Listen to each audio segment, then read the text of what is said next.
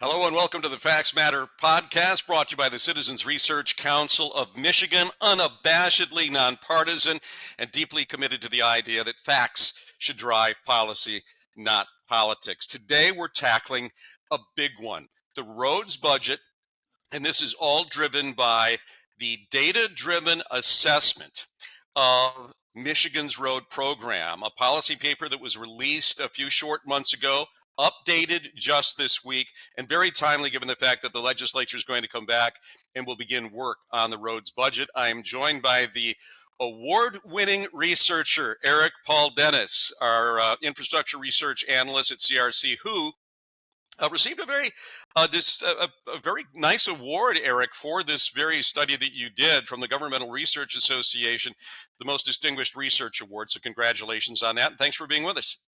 Thank you, Guy, and thank you for that. Congratulations as well. I'm quite proud of that. You should be.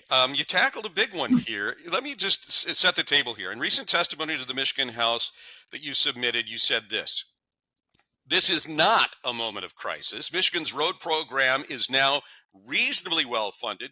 You're also quoted as saying other factors such as funding distribution and project selection appear more influential, aka when it comes to road improvement and road quality. How did you arrive at those conclusions? Yeah, so I was really interested in trying to find a way to evaluate Michigan's road program performance, basically meaning bang for the buck. What does our road infrastructure look like considering the amount of money that we spent on it? And there's a couple of different ways I came at this. The main approach I relied on was by comparison to other states. Mm-hmm. So I devised a way to compare states by road system conditions as well as road funding levels. Each comparison takes a bunch of different data, combines it to an index score. So I'm going to refer now to... There's no shortage of yardsticks here, right? I mean, you can look at it in terms of lane miles, of funding per capita, population density. You found shortcomings in almost all of them, didn't you? Right, and I wouldn't even call it shortcomings. It's just you're measuring different things. So I was really trying to measure everything to the extent that I could, combine it together. In my recent update, so we've updated this data in the last month. I found Michigan ranked 28th in funding levels, 40th in system condition, which suggests a performance gap and room to improve. And you can see this visually if you plot these index scores into a scatter plot. And there are a lot of caveats. This could have been done differently, possibly a little bit better. One thing I would mention, I did this analysis after I had already focused on trying to find the best way to judge both system conditions and funding individually. It was only after I had done that analysis that I had the idea that these could be put together to do this combined performance analysis. So I'm a little bit concerned, for example, that my funding index might overemphasize the most recent funding and doesn't capture enough historical context to really get at the funding levels that are most influencing our current system conditions. That said, since I've published this, I reran the data in a variety of ways. For example, taking aggregate funding levels over the entire previous decade, average funding levels, just a simple average year for year. And I keep getting very similar results. Basically, Michigan, we're on the lower end of funding, but there's a lot of states, there's not a lot of states, but enough states that have similar levels of funding to Michigan that have better system conditions that I'm pretty comfortable saying at the very least that several other states have more cost-efficient statewide road programs, and Michigan has room to improve. Okay, bottom line is they're getting a bigger bang for the road construction buck than we are here in the state of Michigan. And you talked about that scatter plot. I mean, we've got Texas and Florida on one side that have high pavement quality, but also are richly funded compared to other states in the nation. Michigan is kind of in the middle, but above us. I mean, we are looking up at states that are less, quote unquote, well funded than we are. What are they doing that we aren't?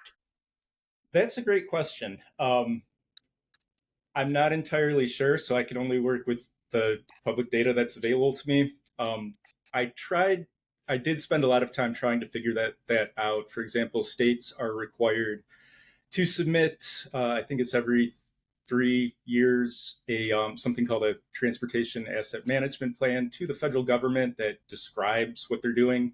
But so I am an engineer. I've worked in road agencies, and I can tell you that what happens on paper doesn't always happen on pavement. Mm-hmm. So there's a lot of things within the culture of these organizations that I really can't get to just by looking at the data, especially, I mean, considering I'm one person trying to figure this out by myself. But it is definitely worth looking into some of these other states, especially peer states like Ohio, Indiana, Georgia, Missouri, that appear very similar And in. those are states that we are competing with for heavy industry and for manufacturing jobs where roads matter.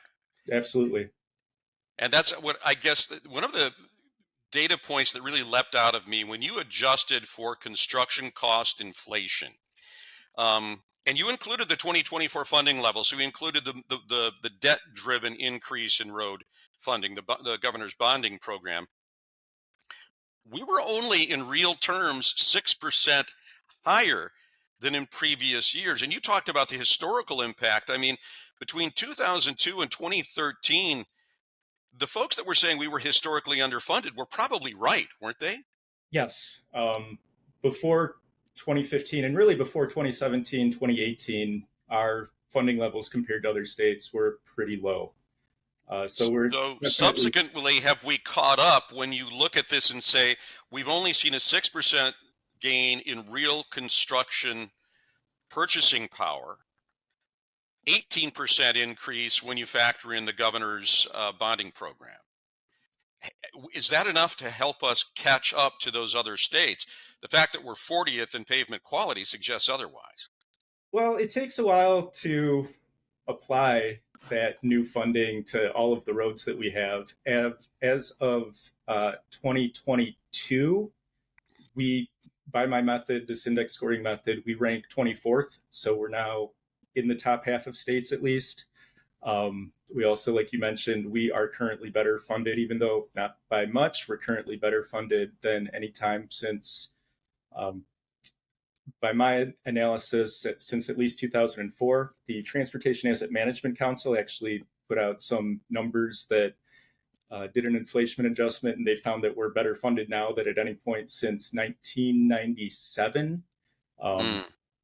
Now, Well, you did take a novel approach to coming up with this funding index where you tried to get a clearer picture. Because, I mean, there are some yardsticks that say we're 50th in the nation. There are others that say we're 16th.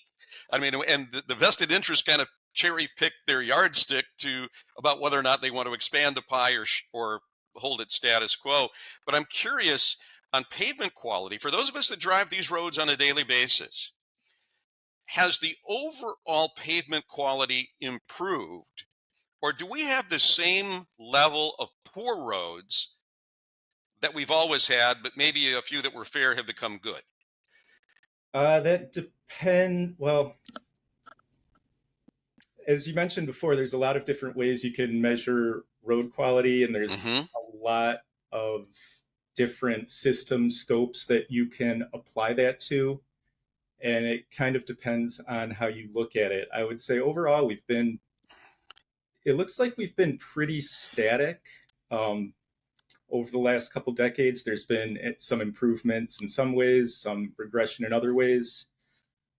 So I will say, at least in comparison to other states, I can only compare us to the most recent available federal data, which ranges from 2022. Our bridge data goes to 2024, but bridges aren't inspected every single year. So some of Right. the inspection reports that are reported in 2024 are 5 years old or more. So I do expect that the increase in funding that we continue to see will start showing up in the data as we update this as it becomes available. But that number that we're 40th in the nation, and meaning that only 10 others are below us, also understanding that we probably are more challenged because of the kind of weather that we have here in Michigan. But when you look at that, does it tell the true picture for people that are living in metros versus in rural areas? No, that's one of the things that I've looked at and would like to look at more in the future.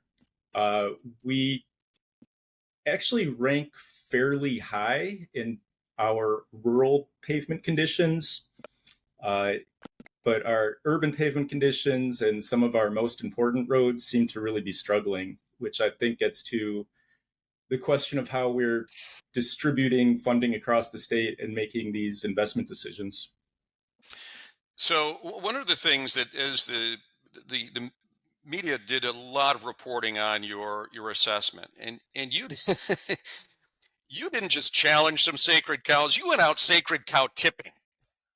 There were a lot of vested interests that got, I think, a little ruffled about this because you said this: increasing Michigan's road funding without fundamental reform to how it is spent would be a disservice to the citizens of the state. So let's attack that.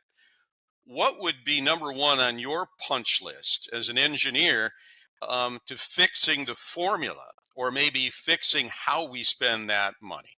Is it Public Act 51?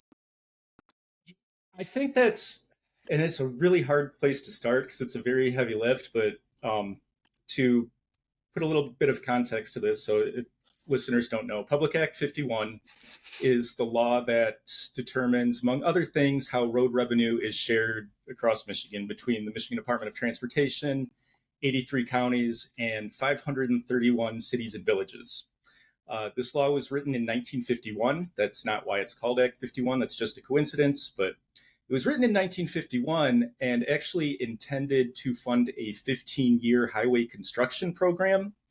But stuff happened. It was kept in place. It has been amended. There's been dozens of carve-outs over the years, but that I mean, aren't there 300 amendments? depends on how you count. I'm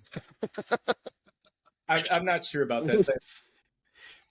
I haven't counted the amendments, but I think there are a lot, and I think the result of that has been to make the law just a lot more complicated. I would challenge anyone to read that law.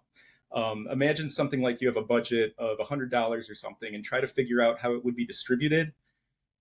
If you cheat, you can find some really well done flowcharts done by the House Fiscal Agency, but I'm not convinced those flowcharts are 100% accurate or even could be. I've tried to read this law and recreate that. And this law is so Byzantine that it basically requires that some provisions be interpreted or just ignored. For example, We're trying to carve up a pie here for 615 different road agencies. As you looked at this, for folks that are listening, who are the haves and who are the have-nots? Are more rural areas, coming out better than those in metro areas, as we could surmise from the pavement index that you did, or are there some counties that are just being frozen out where other counties are doing better? Who comes out ahead?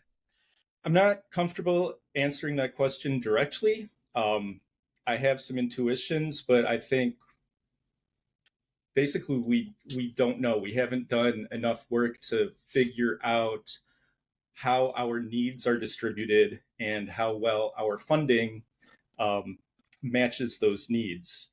And this has been acknowledged before. So before 2015, when the legislature passed that road funding package, the previous road funding package was passed in 1997. When the legislature did a road funding thing in 1997, they recognized that they were putting money into a system that they didn't think was working very well. So they created an Act 51 study committee that they thought would be able to advise them on how to amend or replace Act 51. That was a condition that Governor Engler put in there, didn't he? Saying, before we raise taxes, we want to review this. I don't know the history, but that it did end up At the very least, they created a study committee that released a report in 2000, and that report basically said we don't think that the law should be amended until we have more data about where the needs are. And so rather than advising the legislature to revise or replace the law in any specific way, they recommended that the legislature create some kind of statewide asset management body Mm-hmm. that could, one, implement an asset management plan to try to assure that money is being well spent, and also get their head around where the needs are to advise the legislature on how to amend or replace this law. So other states have these asset management councils, and I think in concept, it's probably a sound idea. Has it worked, or has it been as effective as its creators envisioned? I don't think it has. So when following that report in 2000, the legislature created what we now call our Transportation Asset Management Council, or TAMC. The legislation gave them a mandate to adopt a statewide asset management program, which they have.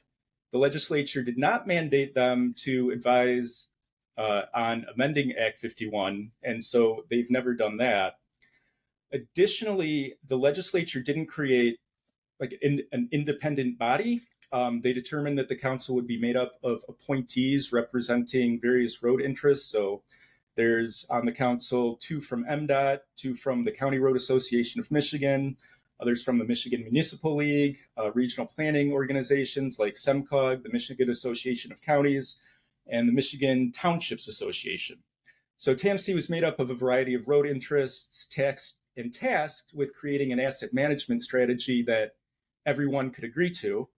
And keep in mind that everyone includes some very small and rural road agencies. So the approach that they adopted in trying to keep everybody happy and on board was kind of a lowest common denominator approach. Mm-hmm. What Well, also, some folks would look at this and say there's some pretty deeply vested interests on that panel, and you may not be getting the most objective needs-based approach. I think that's true. And I want to clarify that the members of the council, I think, are nearly all of them, most of them, even throughout history, are dedicated public servants that are trying to do their best to improve Michigan's road program. Mm-hmm. But they are volunteer appointees whose full-time job is usually working for the agencies that are receiving the money, and they're representing these organizations that almost all of them have, I think all of them have lobbying arms. Like, these are lobbyists that usually lobby for more road funding. So they're working within a system that I think can't be expected to try to make anyone unhappy by imposing any kind of accountability or asking anyone to do anything that they wouldn't be comfortable with. So we're going to take a deeper dive into this. We're starting something we're calling the In the Weeds podcast that will be coming up a week from the debut of this one. So watch for that. And of course, we also urge all of you to subscribe to this if you appreciate the kind of research you're getting from Eric and the other CRC researchers.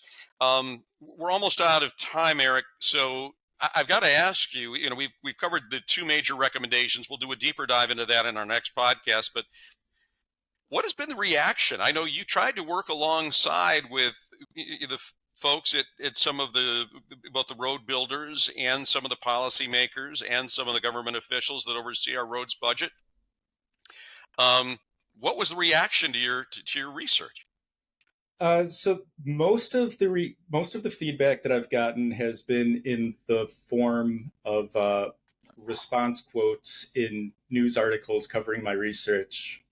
Once I started publishing, and actually before I started publishing, I was in frequent contact with many of these groups, but they kind of decided to stop responding to me once I started sharing my data with them. So the silence was deafening? The silence was notable. That's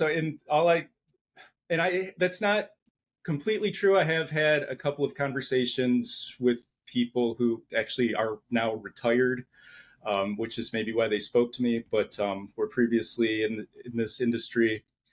But most of the feedback that I've gotten, I've gleaned again from response quotes that have basically said this research is not academic or unvetted, things like that. But I welcome anyone who has specific issues with it to talk to me and tell me how I can do it better. I'm always trying And to improve. we are always seeking feedback at crcmich.org.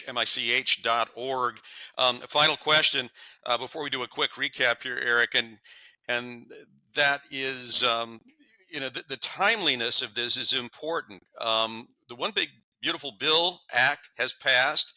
We know, thanks to analysis by one of your colleagues, Bob Schneider, that we addressed in an earlier podcast on Facts Matter, is that this is going to blow somewhere in the neighborhood of a $1 billion hole in Michigan's budget.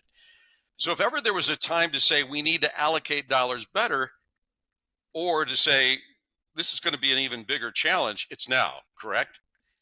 Yeah, I think so. And the 2015 road funding legislation actually put us in a pretty decent place right now. We're better funded than we have been in decades. We're about average nationally. And that's not saying that there aren't more needs. I think it's very important to keep up with this. We shouldn't ignore funding issues. Oh, we should also point out, you're not dismissing the idea that revenue should be frozen or that we don't need revenue growth. No, absolutely not. But so early in the year, there were a couple of plans put out that were suggesting we need north of $3 billion. Let's assume that gets rounded down to $3 billion even. That's about $300 for every Michigan resident, from infants to hospice patients, or about $730 per year for every Michigan household. This is real money, and that's got to come out of either somebody's pockets through additional revenue, taxes, or fees, or from other state programs. And it's going to be very difficult to come for the legislature, who's working through the fiscal year 2026 budget, to create a balanced budget and find all of this new money for roads. I think this is an appropriate time. We have a little bit of breathing room now to really think about how we're spending this money, making sure that it is being distributed to the agencies and projects that need it the most, and try to make sure we're getting the most bang for the buck in our road funding. But what you said there is very key. It's a heavy lift. Anytime you're talking about reforming something as entrenched as PA 51, it's going to be very difficult. And we will do a deeper dive into that on our In the Weeds podcast, which will drop in about a week. So look for that. Eric Paul Dennis, thank you very much. Thank you, Guy. And we want to remind you that this is the Facts Matter podcast, brought to you by the Citizens Research Council of Michigan. We do not accept lobbying jobs. We do not accept government money. We are totally donor funded. And to that end, if you appreciate this unbiased, highly objective approach to the policy challenges in Michigan today, we would urge you to visit the CRC Mich website, crcmich.org. And if you can find it in your heart to drop a few shekels in the bucket, that would be wonderful. We would appreciate you showing your appreciation for our mission. Also, tell your friends about the Facts Matter podcast and what they can find here, and maybe find some clarity and be better informed on these issues facing Michigan today. Again, thanks for joining us. I'm Guy Gordon for Facts Matter, a Citizens Research Council of Michigan podcast.